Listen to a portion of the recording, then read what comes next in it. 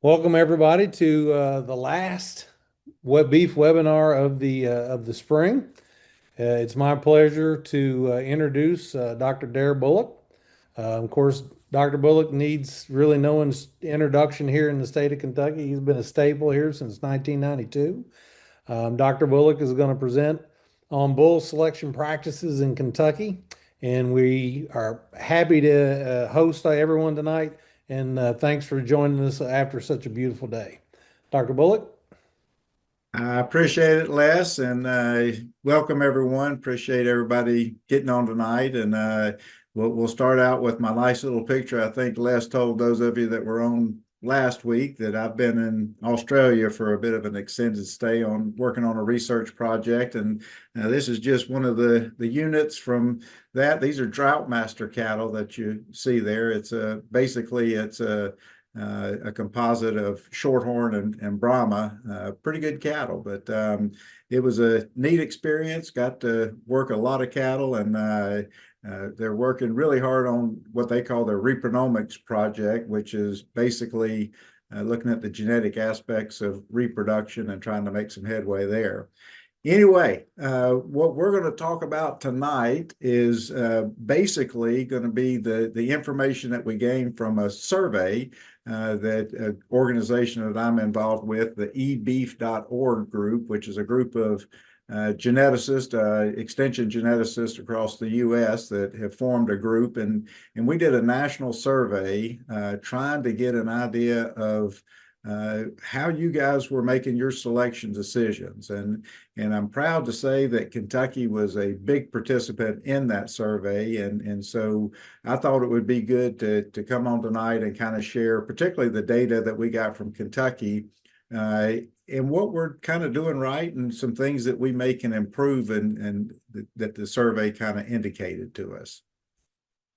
All right. So in that national survey, we ended up getting right at 720. We actually have a few more than that. They still trickle in, but based on the research that this is going to go on, we had 720 in the national survey. And as you can see, the average herd size was 136 head, which is considerably larger than us here in Kentucky.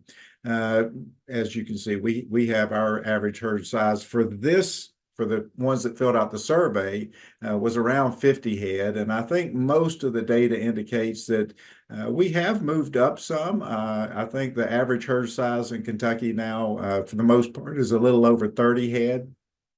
So the participants in this survey anyway had a little bit larger herd size.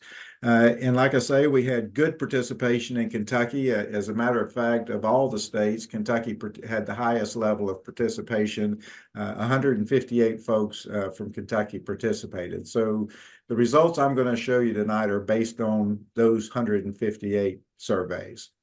As you can see, we had 28% of the participants that actually deal in some seed stock, and seed stock was defined as someone that is actually selling bulls for breeding purposes to commercial cattlemen. And so 28% of the respondents said that that fit their MO. 86% were commercial or had some commercial cattle. And of course, that's going to be over 100% because some are going to do both. And so, but yeah, almost 86% of the participants had commercial cattle as well. 66% of those that filled out the survey said that they were part-time farmers. And so we don't, and I think that I would predict that that number is probably decreasing over time, that we're having fewer and fewer folks that are actually full-time farmers.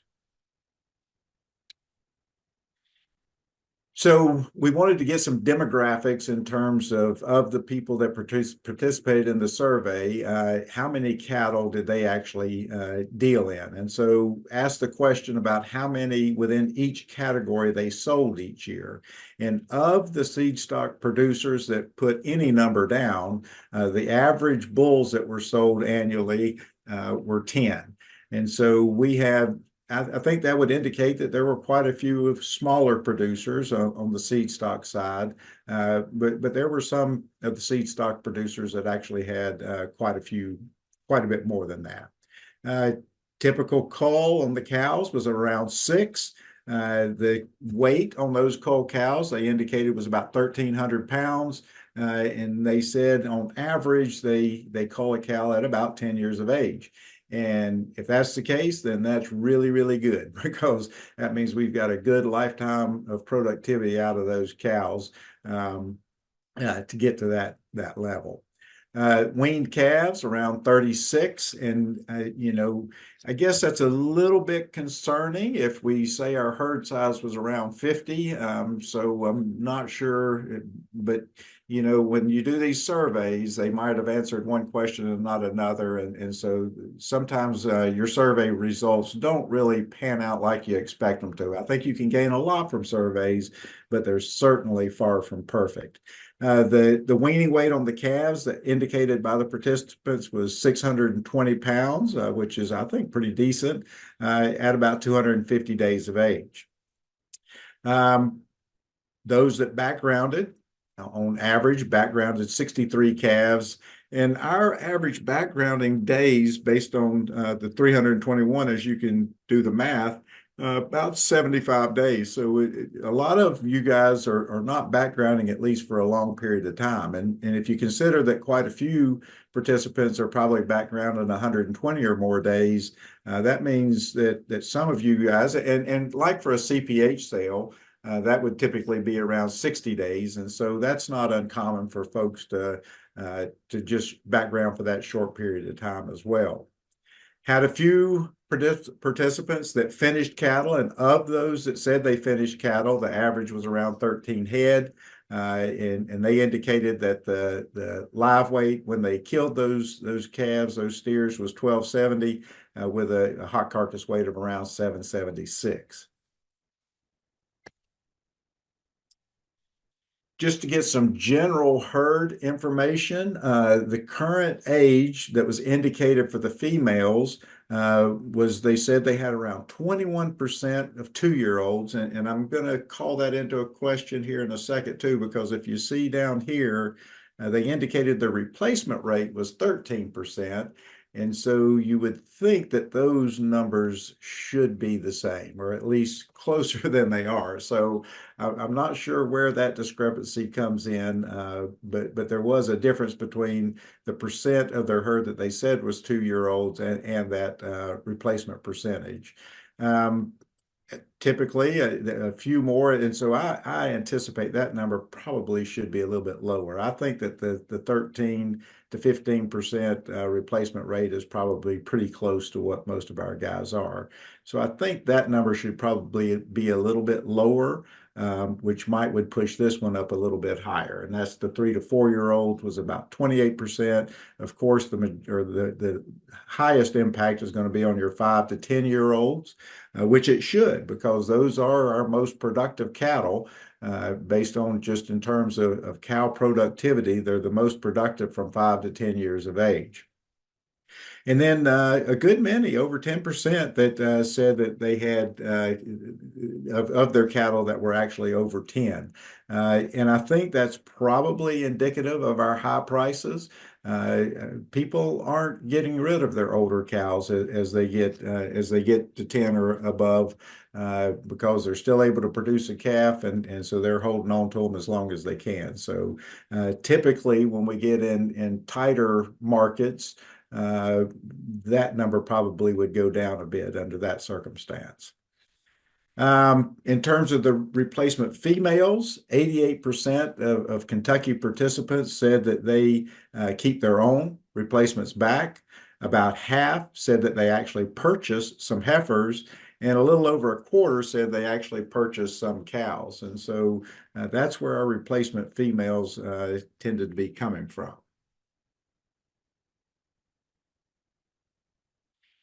When we look at genetic tools that we have available to us and how we're using them, I wanted to get because it was a bunch of geneticists that did this survey. So of course, our big focus is going to be on the genetics part of it. When we look at the importance of heterosis, and that's when we crossbreed, one of the major benefit that we get from crossbreeding is that heterosis or hybrid vigor. You guys are doing better than the national average, but not doing as well as I would like to see. The importance on a scale of 1 to 10 on average, you guys said was around 6.5.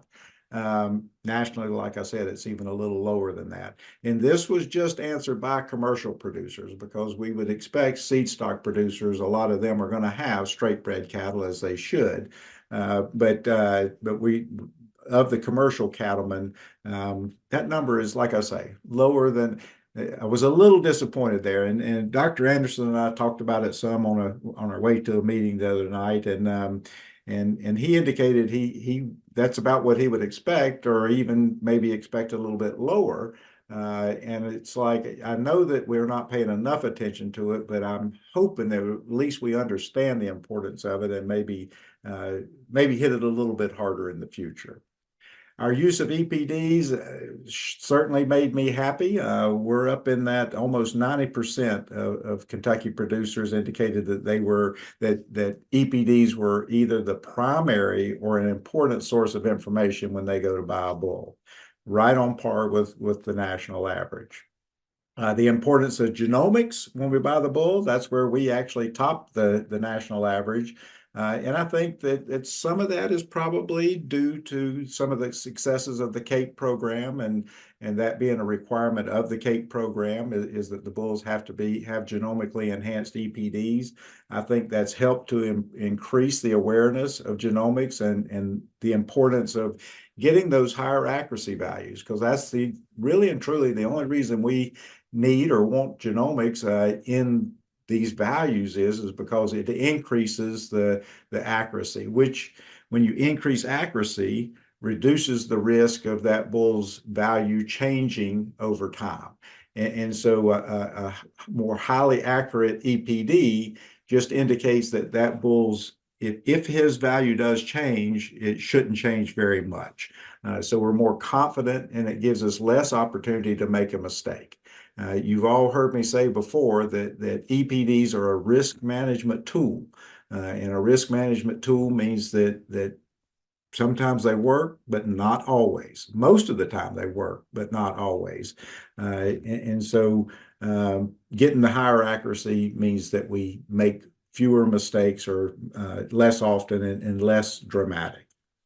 When we look at selection indices, here's where we're actually a little below national average, and that's in our use or how we value selection indices. Only about half of us indicate that it's a primary or important source of information when we go to buy our bulls. I don't have as big a problem with that one. I would like to see it a little higher, but I think some fault is to bear by the breed associations. I don't think that the breed associations have given us enough choices in terms of selection indexes. And you might argue, well, we have too many EPDs, and I can't hardly argue with it. At least it's overwhelming to see that large number of EPDs. But a selection index, the purpose of that is to give us a single value to select bulls based on.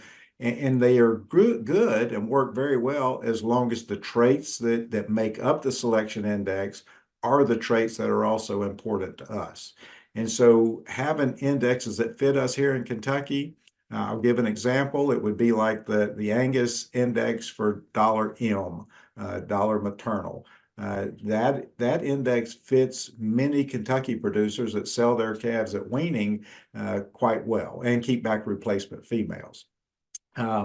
Whereas some of the breeds only give us a selection index that includes carcass values as well. And for most of us here in Kentucky, that's not a source of revenue for us. We're selling them at weaning or after backgrounding for the most part. And so those indexes don't work quite as well for us. So we need to put a little more pressure, and we've tried to do so, to get the breed associations to give us indexes that fit us better here in the Southeast, and particularly Kentucky, than some of them have been able to provide us. So let's look at the breed makeup. And this one was, I don't think will be very surprising to any of us that drive across the state and just look out across the cow herd. And I'll explain what these numbers are. If you look at Angus, and I have them ranked according to the percentage in Kentucky of how these breeds are being used. And so actually 90% of you guys, or almost 90% of you guys, are actually have Angus as one of the top three breeds in your herd. Because the respondents were supposed to list all the breeds that are the current makeup of their herd are at the three highest levels. And so almost 90% said that they had Angus as one of those three breeds. On the national scale, that was only about 75%. And so quite a bit of difference. And if we look at when we looked at this, when I broke it down and just looked at those that said that they had commercial cattle in Kentucky, that actually jumps above 90%. And so we are very, very heavily influenced by the Angus breed. And within those breeds that use Angus, it makes up about 70% of the herd, which if you're 70%, you're still going to be getting some heterosis. But you've probably heard me say before that my sort of cutoff line is 75%, that I would never keep a heifer back that was greater than 75% of any one breed. 70 is getting pretty doggone close to 75%. And if 70 is the average, that means a lot of you guys are well above that 75% in terms of having one breed as the primary breed in your herd. And if that's the case, you're really and truly giving up a lot of dollars that you could be getting based on heterosis or hybrid vigor. Our second most common breed here in Kentucky is the Hereford breed. At about a third, a little over a third of you have Hereford in your breed makeup at some level, and it's at a considerably lower level. Only about 25% of those that said that they used Hereford, it only makes up about 25% of the breed makeup in their herd. Simmental came in next at 26%, and also at about a quarter of the level. Gelbvieh come in fourth at 19%, Charolais at almost 18%. And Red Angus was the last. I didn't include any of the breeds that were less than 10% of the herd. So Red Angus was the last one to slip in at almost 13%. But you'll notice it's kind of interesting that of those people that use Red Angus, they use them pretty hard because they make up about 50% of the herd when they're using Red Angus. And these numbers, as you can see, and that's another one that we're fairly close to on par with a lot of these. Red Angus was a little bit different, and that's because I think many of you know that red cattle aren't discriminated against near as much in the western states as they are here in the east, and so they use them at a bit of a higher percentage, particularly on the other side of the Mississippi.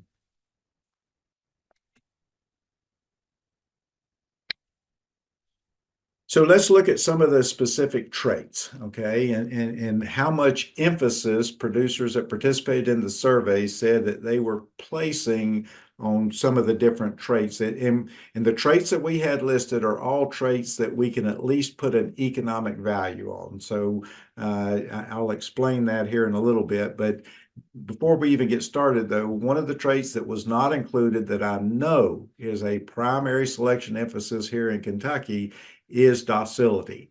We didn't include it because it's virtually impossible to put a value on docility. And so when you're forming a selection index or trying to do things based on the economic model, it's very difficult to include docility into that. So it's one of those traits that we have to think of in addition to the economic traits, because we want docility and it's important to our family safety and worker safety and things like that, and the cattle's own safety actually. But we just can't get it modeled into an economic model, and that's why it wasn't included in this, just to give you a heads up on that.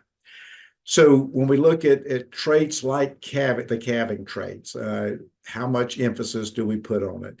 Well, almost 90% of Kentucky producers said that it was part of their selection decision to look at the Calving Ease Direct. EPD was part of their selection process. And that's encouraging. That's a good number because really everybody should, at least, it should be some level of emphasis for every producer because we need to make sure that we're getting at least some level of calving ease. Even if we're breeding all mature cows, we need to make sure we don't go too far on the low end for calving ease because we can still get into some trouble if we don't keep an eye on that. The level that we emphasize calving ease is 34%. And I'm going to show you some data a little bit later in terms of what level that probably should be closer to. But just keep that in mind, that level. So calving ease maternal, about 37% of respondents said that was a part of their selection decision, but it got a much lower emphasis, which it should. I think that in most cases, calving ease direct is a much more important EPD. That tells us about the calving ease of the bull. Calving ease maternal tells us a high value there means his daughters will be easier calvers. And the last on there, we ask about birth weight, the birth weight EPD. And as you can see, over half of the respondents said that that was part of their selection decision.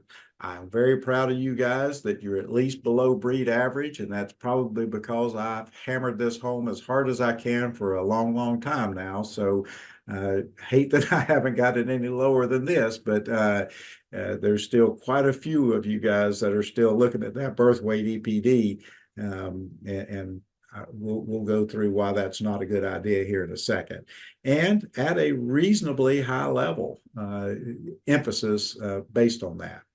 So we ask another question that kind of follows up on this one.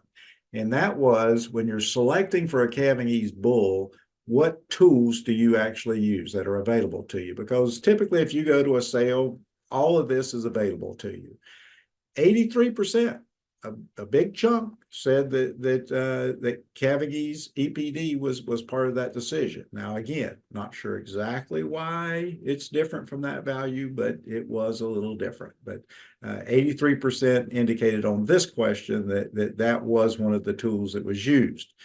Actual calving ease direct, which in my opinion is virtually useless to you when you're buying a bull. Now, we need to collect that data as a seed stock producer. We need them collecting that data and sending it into the association, but it doesn't need to be a part of you as a commercial producer's bull buying decision. Birth weight EPD, 2/3 of respondents said that was a part of their selection making decision, which is very concerning because that when we have the calving ease direct EPD, the birth weight EPD adds no additional value to our decision. As a matter of fact, it detracts from our ability to make a good decision. The actual birth weight, a quarter of people are still using that as an indicator. Completely unnecessary. And actually, if anything, can help you make a poorer decision in the long run. Body shape.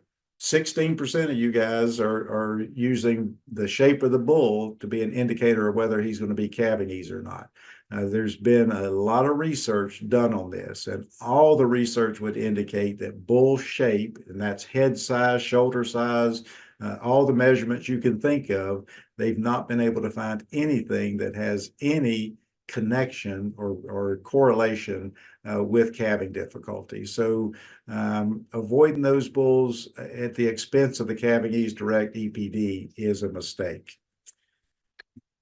So the best method for determining a calving ease bull, guys, it's a hard sell, I know, because you're used to doing so much more. And my general motto is the more information, the better.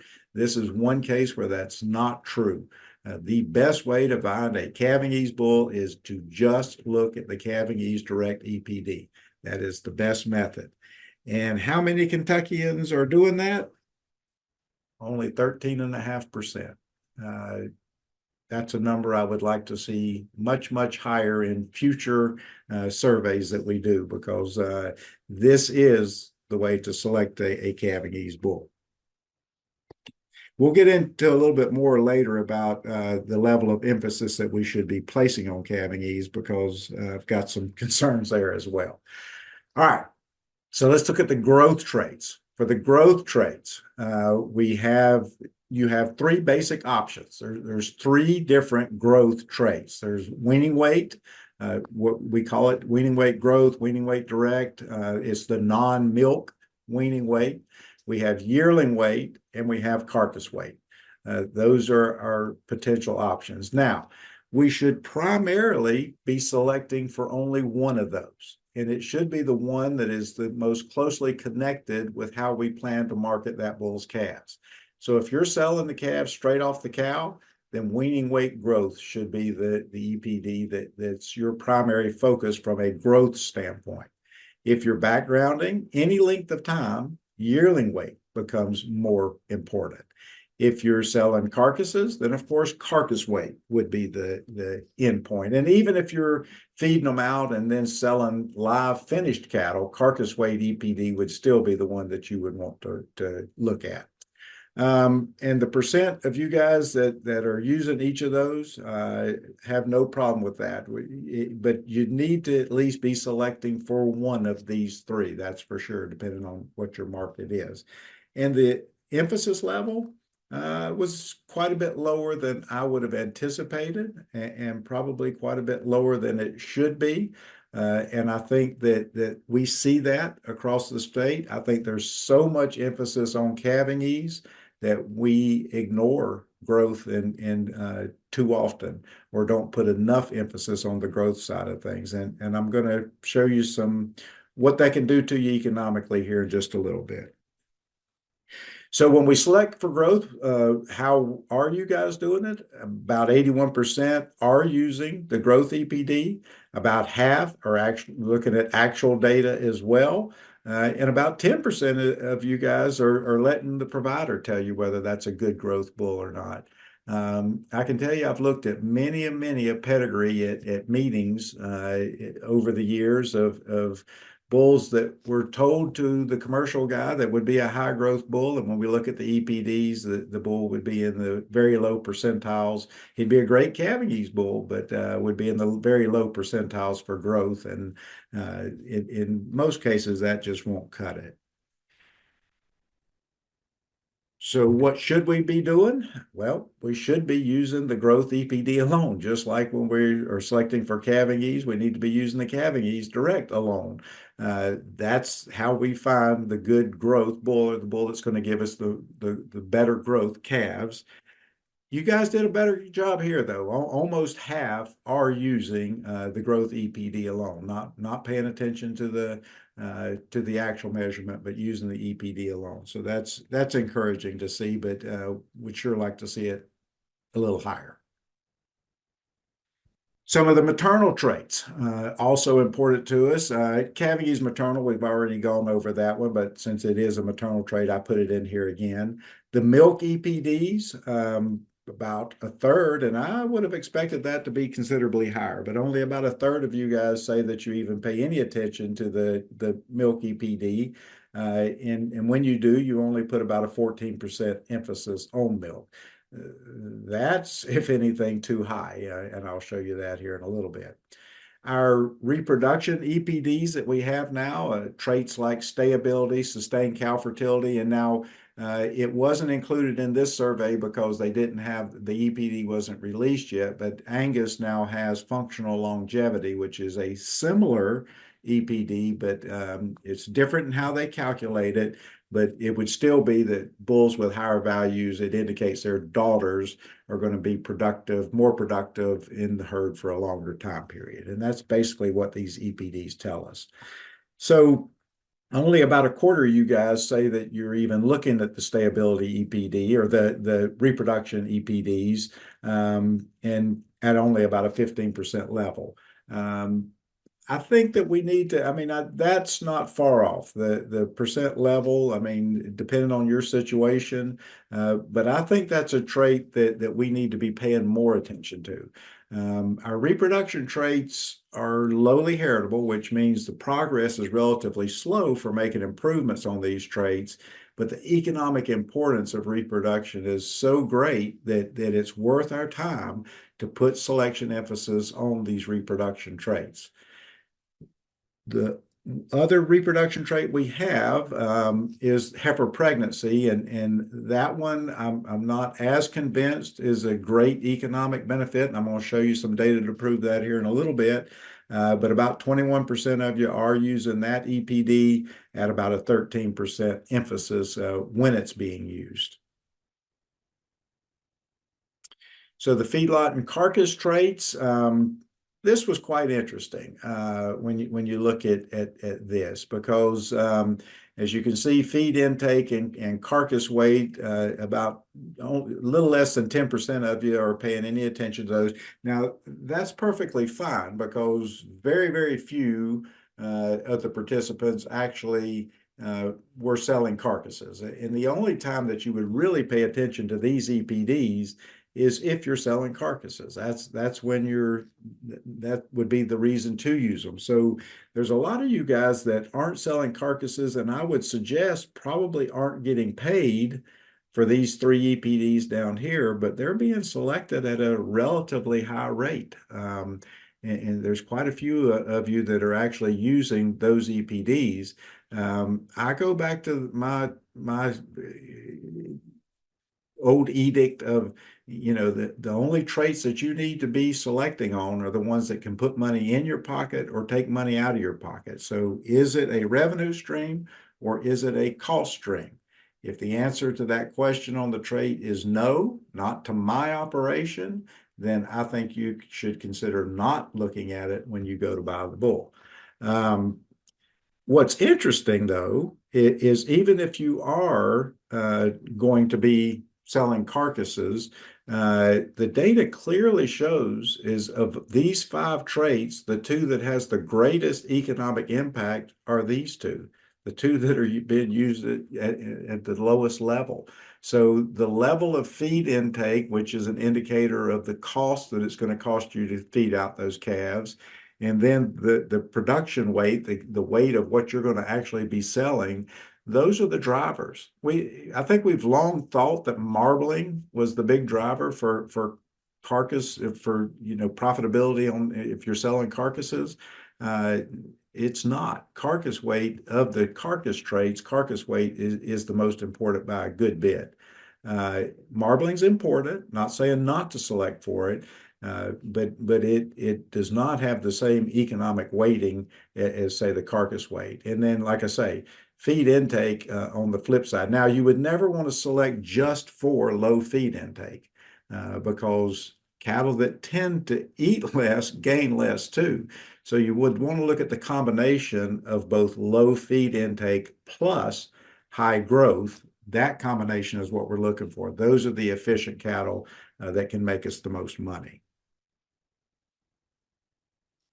We also, got away from genetics for just a little bit and wanted to know something about the nutrition level, because that we need to know this information to help when we develop the selection index that I'm going to show you here in a little bit to give us some of these relative economic differences. So when we asked, we had the 5 categories there on the level of nutrition in their herd, with a little over a quarter saying that they have what would be a high input nutrition level. And I'm going to show you the definition, at least of these 2, which were the 2 most predominant choices, and that's somewhat high input, moderate input. Only about 3% said that they had low input, and nobody said that they had actual low input. Just driving across the state and being on farms over the years, I'm not sure that I would agree that we have, and maybe of the people that filled out the survey, but I think sometimes we have a little bit higher perception of our nutrition level on our farm than what is actually true. How you kind of need to moderate that, in my opinion, is particularly at breeding time, what kind of condition do your cows tend to be in, and how did they get there? So are they in are they in that body condition score 6 that Dr. Anderson tells you they need to be in? Or are they closer on that 5, low end of 5s, maybe a couple of 4s and things like that? That's the telltale sign. And that's what we need to be paying attention to, because matching our genetics to our nutrition is very important in profitability.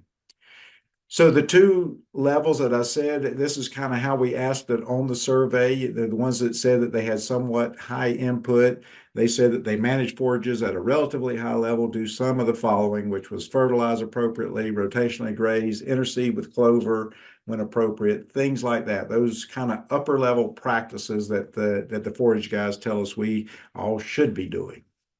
Feed good quality hay or supplement feed when necessary. And the cows typically are in that body condition score 5 or greater. The moderate input, fairly similar, but we cut it down to said decent quality hay instead of good hay. And they're not doing as many of the high end practices. They have some pastures that they do some rotating around, but not a lot. And I think this one is what I would call the most typical for what I would say of Kentucky operations. We tend to have a few falling into that, under 5 category. Hopefully when that happens, we take care of it, even with some purchase feeds when necessary, because we need to manage around it. If we don't have our genetics right now, we need to manage to make sure that we have them in condition to get our pregnancies up. But over time, we need to do maybe a better job of getting our genetics matched up with the level of management that we want to run our cattle at. Money matters. And it does. We asked on a scale of 1 to 10, how much emphasis that they placed on profitability. And that came out to 8 out of 10. That's good. I think that we all need to at least have profitability as a relatively high goal within our operation. Again, this is one of those that I think that the people that filled out the survey tended to be on a little bit higher level of management, maybe. And I think that if you truly did an across the board survey, that you got equal response across all classes, that number would probably go down some. We do have quite a few farmers that aren't necessarily focused on profitability, and that's fine. But that's going to impact your selection decision, because if you are focused on profitability, then economics needs to be the focus, and we'll hit that a little bit more. We also, in order to do the software that I'm going to show you here next properly, we had to know kind of what the goal was. Are you in a situation where you need cash immediately? Because if that's the case, then you have to focus more with your selection on things like growth, and not worry so much about the reproduction traits, because you're concerned that you might go out of business if you don't get some revenue turned over quickly. And so looking at long-term goals, which are reproduction and some of those kind of traits, are looking more at the horizon, that's not going to benefit you. And so it was interesting to see that by far and away, most recipients, 60%, said that they had an equal need for both short-term returns and long-term. And then a big chunk, about a third, said that they were really in it. They're in it for the long haul. They have a distant future horizon, and only a short number said that they were really needing some cash immediately. So with all that said, that's pretty much the data from the survey. So we're now going to kind of dive into what level, based on the information that was provided to the survey, what should we be selecting for? What traits should we be selecting for, and at what levels? And so that's what we're going to get into next. to help us out with this, there's a program out there. The Beef Improvement Federation has a program that's available to us in Extension. It's you can go in and actually go on here and get a free 30-day trial to kind of test it out and run with it, play with it a little bit if you're interested in it. But then it does cost after that 30-day if you're an actual beef producer.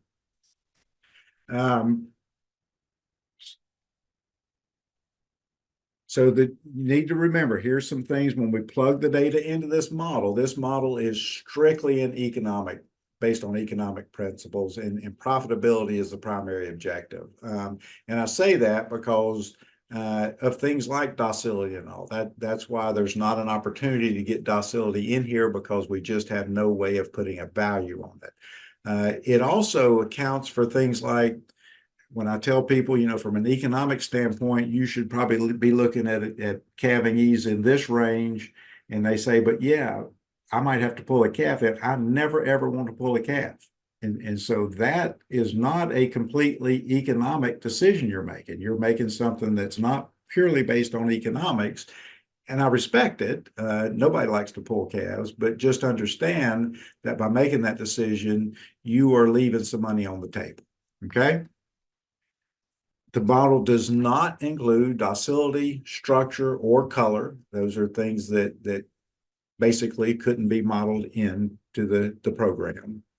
And the results are based on the data that came from the survey. So I'm going to show you, but you fill out all of the management type information on the front side, and it actually computes or calculates a selection index for you and shows the economic relevance for each trait within that index.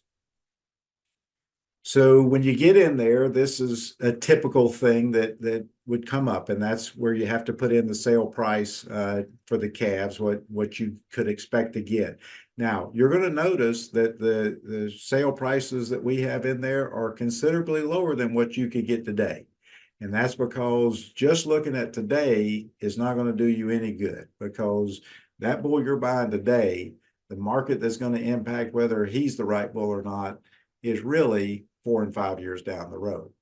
And so the best way to do this type of stuff is to go in reverse about 5 years to see what the average has been, because at some point in time, folks, I hate to break the news to you, but we're not going to be in this beautiful market that we've been in now for the last several years. And so at some point in time, it's going to come back down, and we need to be selecting realistically in the future for what we can expect. And so these prices that I put in, I went in and found the 5-year averages, past 5-year averages to get these values put in. And then I put this data in where possible, straight from the data that was put in the fact sheet. And so the almost 1,300-pound mature weight cows and the weaning weights, the yearling weights, or backgrounded weights of the calves, all that is based on the data that went in there. Now, we didn't ask about ribeye area fat and marbling score, so those are just basically some near national averages for those. And once you've put all that data in, you put in the age of your cow herd, you put in all that data. And so I did all that. We won't go through the monotony of that. It generates this selection index. And this, if you did this based on your data, if you entered your data into all those values, and you push the compute button and it comes out with these numbers, that's what we call a selection index. And so basically, what you would do is then multiply each of these marginal economic values by that EPD, and then add all of the values together to give you one score. And the bull that has the highest selection index value score is the best bull for your operation. Now, should you buy that bull? Well, that's going to depend then on price, but it will give you a very clear indication, because if two bulls are, say, different on their selection index by 2 units, that's $2. And so that means that the bull with the higher index value, if he has a $2 higher index value, it means that he will add $2 of additional profit on every calf he produces. So if you're going to use him 4 years and assume you're going to get 100 calves out of him, then he's worth $2 or an extra $2 times those 100 calves compared to the other bulls. So he has a true value of 200 additional dollars.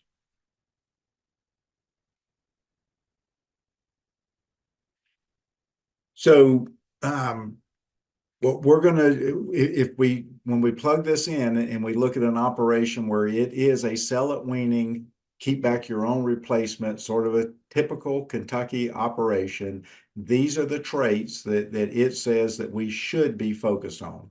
And that's calving ease direct, calving ease maternal, weaning weight, milk, the reproduction traits. Now, if you see, we're going to go over a couple of these different scenarios. If you see something in blue, that means it actually had zero influence on the index. And so it's a trait that was put in there to consider, but based on the values that we put into it, it said that basically heifer pregnancy did not give us any information that would help us to choose a better bull.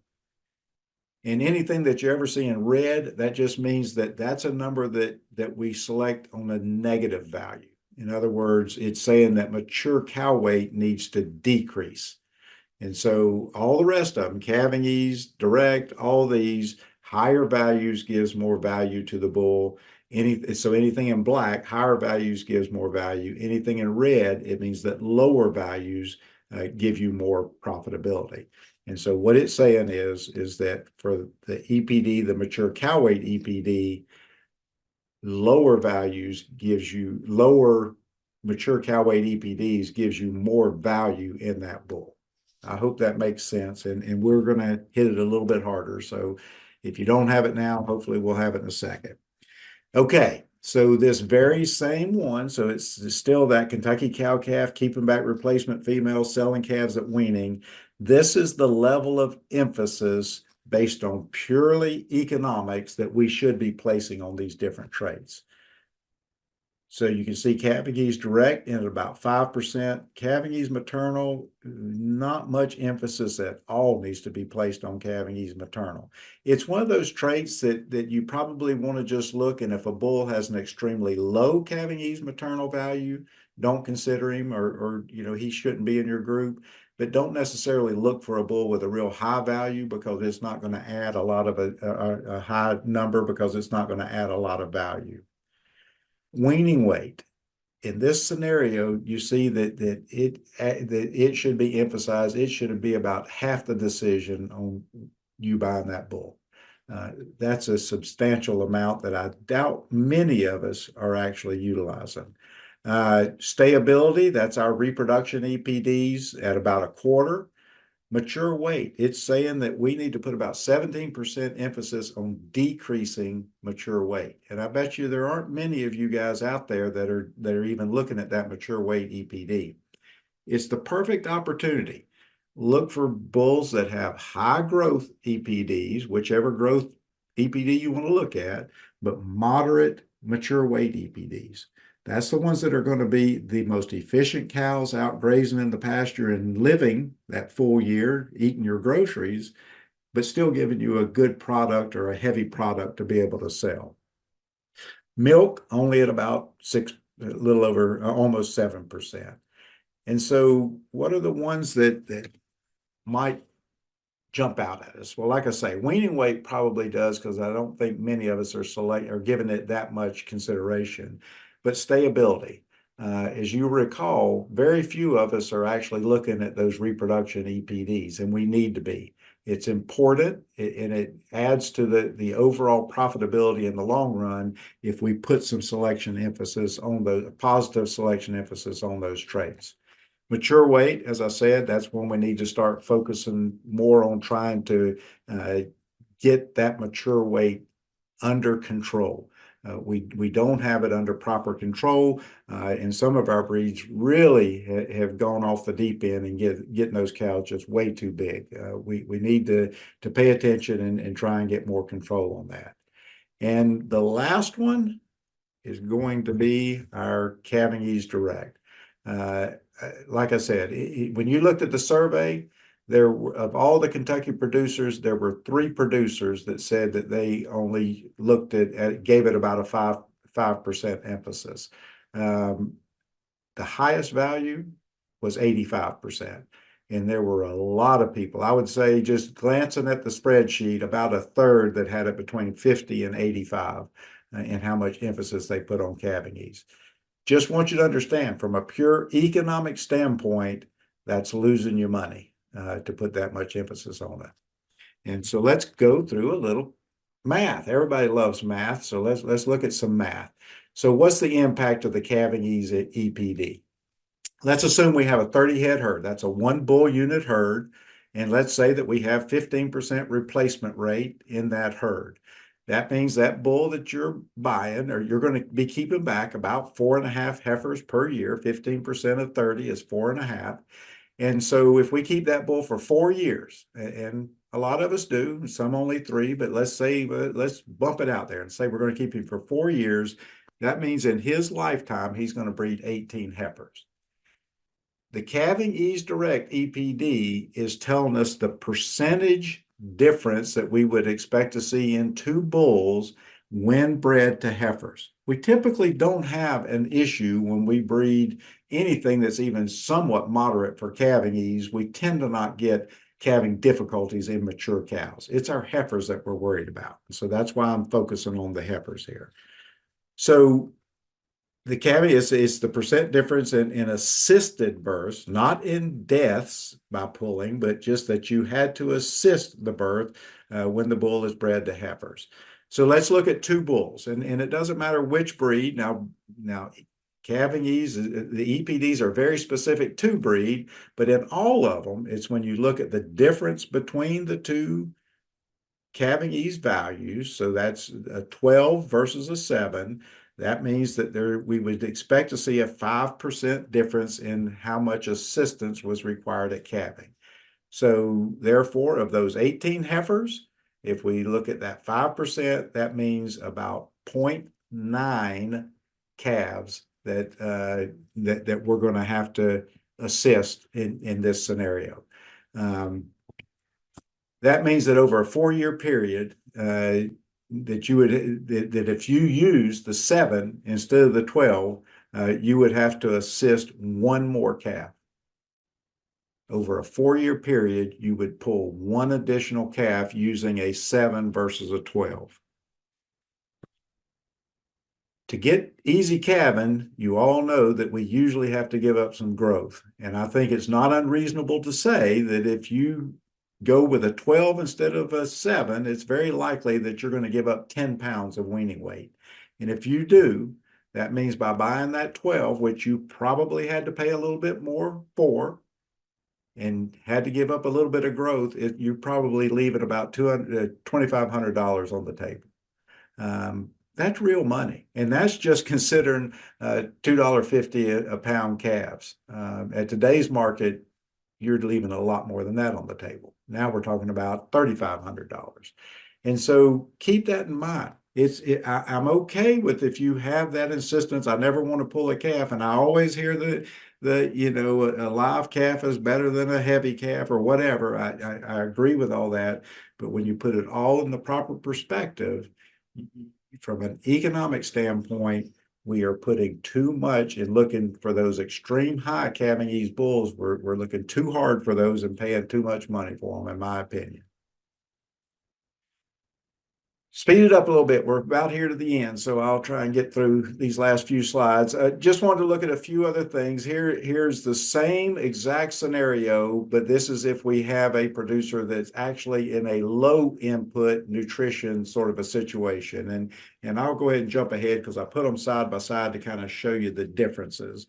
And so you can see that most everything, the calving eases and the milk is virtually exactly the same. Wean and weight, in a low nutrition, we reduce the emphasis slightly. But where we see the big difference is how much emphasis we need to place on the reproduction versus the mature weight EPD.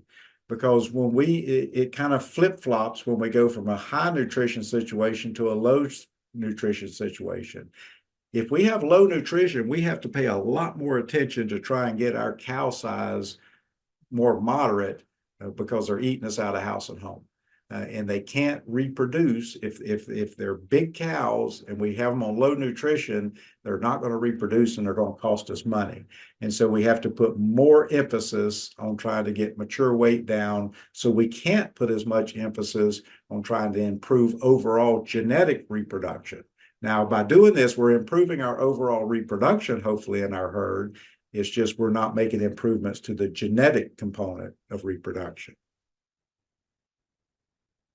Here's one where we're going to background. And like I said, we'll kind of go through this quick because all it does, the only change is we now, to that same index, we just now add yearling weight in as well.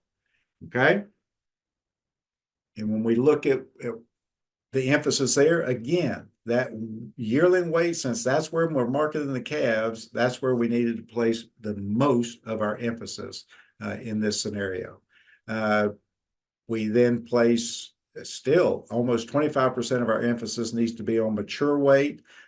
We still put some emphasis on weaning weight, and particularly because I did 120-day calving, or backgrounding. If you put in more what's done nationally, which is probably 150 or greater, that value actually goes down considerably, and yearling weight goes up more considerably.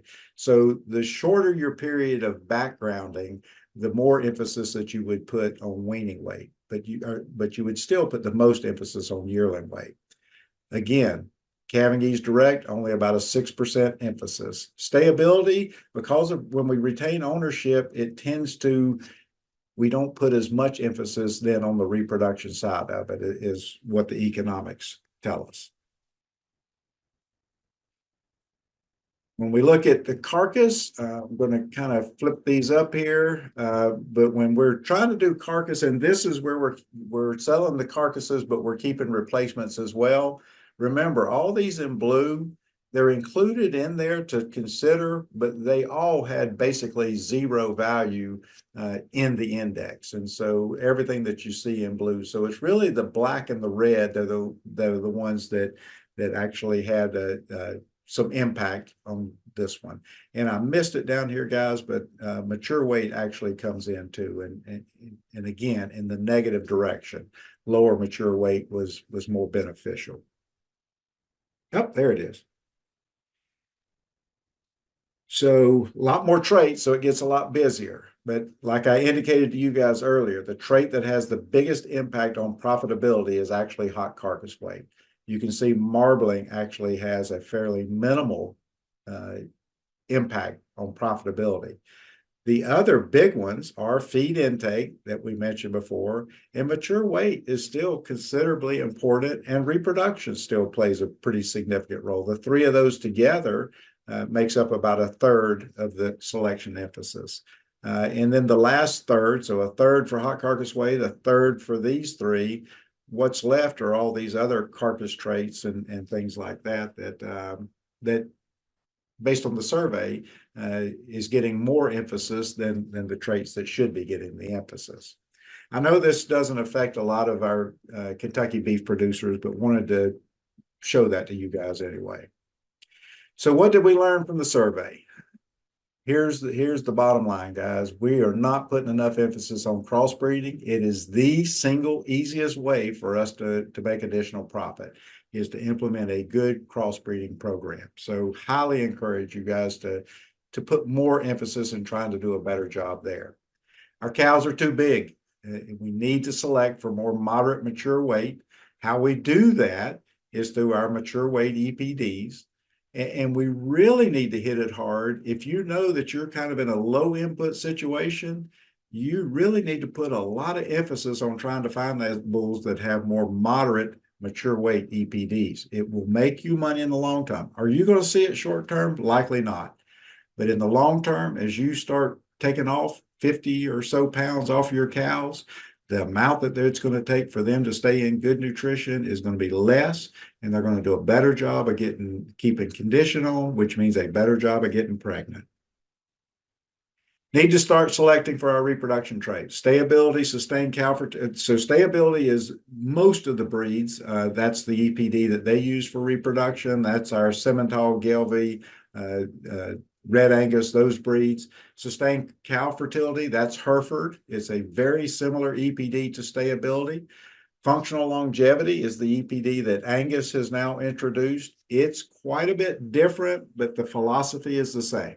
Higher values means that bull daughters should be more reproductive and stay longer in the herd due to improved reproduction. Heifer pregnancy, in my opinion, has a minimal benefit. The EPD, we still need to develop our heifers and get them to reach puberty in time and everything and get them pregnant. But the actual changing the genetics doesn't have a huge economic benefit to us. We're placing too much emphasis on calving ease at the expense of growth.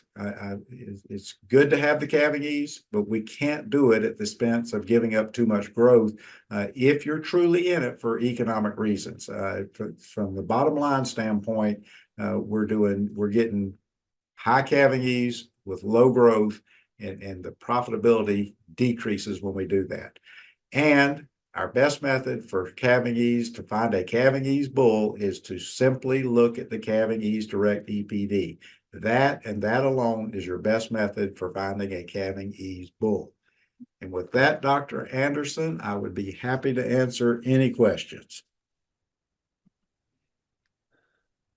Dr. Bullock, there's one question so far in the chat, and I just reminded everybody to type their questions in.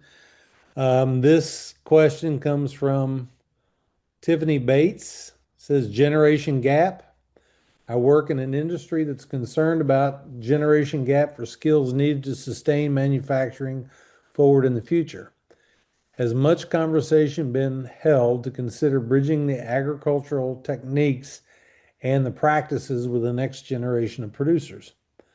My situation now is I have a teenager at UK majoring in ag econ, and I'm thinking it'd be great for him to learn about breeds in different markets, starting with cattle, since we have experience with raising cattle.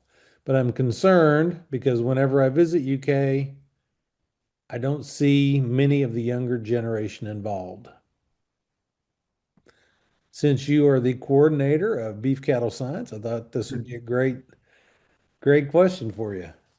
Yep, we see it all the time. There truly is. We have. I mean, and when you look at, we looked at, we didn't in this one, but in a lot of the surveys we take, we look at age demographics, and we have. There's no question we have an aging population in our beef producers, and I'm not faulting you guys. I'm old too. I'm getting older every day, and so we truly do have an issue with it. And I'll say we get some great students through our beef cattle science class, but that has changed drastically since when I was a kid, where everybody in that class was basically planning to manage a beef operation when they left. Now, some of us took different paths, such as myself, but that was the first thing I did out of school. Dr. Anderson, in our class over the past 10 years, we probably have had less than 10 that truly that was their objective, was to go onto a farm when they got out of college, would you say? Uh, Yeah. at Yeah, a very, probably 10 to 15 total. Yep, and a very high percentage of our students are going to be pre-vet and trying to get into vet school and all that. We need the vets too. That's not Yes. criticism either. But that is the reality, and I wish I had an answer to it. I mean, for our class, we try and give extremely practical information. Dr. Anderson, myself, and Dr. Lim Cooler team teach it, and we get assistance from Dr. Van Valen. The ag econ guys, we bring them in, and we try and give them real world situations and to appreciate it. But in terms of us training people that are going out into the business, we unfortunately don't do a lot of that. Not by our choice. That's the students that are coming through. Now, Dr. Van Valen does have, and we are all involved in two beginning producer programs. Dr. Van Valen, are you able to comment? I see you're on, but I didn't know where you were. Yeah, yeah. If you all can hear me, I'm driving back towards Lexington. Uh, but yeah, we have a beginning farmer program that runs for 9 months, and those folks meet every Monday for 9 months. And this is our second year of it. Both years we've had over 150 applications for that program. So it is application based to be accepted into it. Yes. And I'm actually surprised. It's a big mix of folks that come into that, and some of the about half the participants actually are going into horticulture tracks, and then half are animal or livestock focused. But I'm honestly surprised how many young people have been in the first cohort, and I actually just met the second cohort for the first time on Monday. And there's quite a few young people in there that are trying to make a living in agriculture and in production agriculture. So they're out there, but I would agree with my colleagues that a lot of what we see coming through the university is folks looking to go other paths than production agriculture. Okay, great. Thank you. I really appreciate it. Yep. I was going to say, Tiffany was unmuted. I wanted to see if she had any follow-up. So. Well, no, I just want to say I really appreciate you all allowing me to sit in on these seminars. I really appreciate that you all have been very transparent with your research. It's a lot of really good information, very scientific. I was really surprised to see how much detail you all have gone into the analysis of the different cattle and the different strategies that could be used to help support the producers to, kind of make their selections and everything. But, it was just that was the only question I had. And because you had mentioned at the beginning of the seminar that this would be the last one for this, term, I just wanted to make sure that I asked that question because that's something I had wondered, for the past couple of years since I've been visiting the area. I hadn't seen much engagement. To me, it's not like right there on the surface of a person that's visiting. Now, I've only been on the main roads. Maybe that's what it is. I need to go, kind of off into the other areas. But, I'm just, we're just trying to look for different ways and different strategies to keep my child involved and then help along to, support continuance of the markets in the future. So that's it. Good deal. Well, hey, Tiffany, be sure and have your son take the beef cattle science class before he gets out. We'd love to have will. I'll try. It'll be the best class he has at UK. Yep. Hopefully. And then once he gets out, and have him engage with Extension, because Extension actually offers several programs, and we're highly aware of the issues of the age of our producers. One other thing that we do is every other year, or this year's 2 years in a row, we have a program called Master Cattlemen, and this year in particular, it seems to me, and Dr. Bullock, back me up if you agree, but I think 40 to 50% of the people in Master Cattlemen this year are new and younger. Great. Producers, and so there are multiple opportunities, but really most of it comes through Extension and not really through UK in itself. That's great. And also, I think a lot of the kids don't really understand that a lot of these things that they learn with doing this in practice is transferable to other careers too. So it's not just about, raising cattle and taking them to market.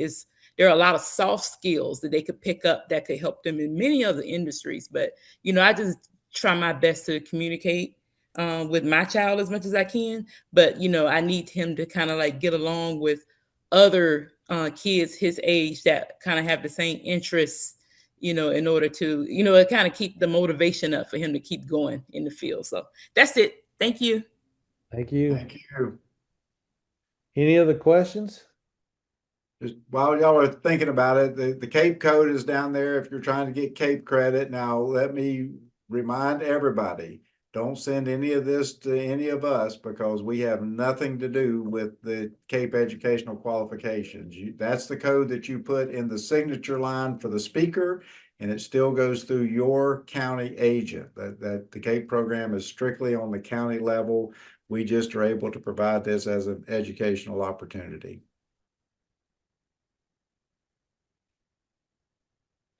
I don't see any other questions, Dr. Bullock. All righty. Well, I appreciate it. And thanks everybody for your participation this year. We don't know when we'll start back. Usually we do that around November. So start looking for stuff towards the end of the summer, and look forward to seeing everybody then. Can I just add real quick that we will have some backgrounding and stalker type confinement cattle webinars later this spring. Dr. Lemcooler is going to get those going. So be on the lookout for those advertisements. Yep, and he's already asked me, so you guys will automatically get those invitations. We're going to send it out to the registration list for this webinar series. So look for those coming up here in the spring. All right, everybody, have a fantastic spring and summer. Be careful. Next week is going to be cold again. My weather station says 16 next week, so brace for it. Boo. Yep. So long, everybody.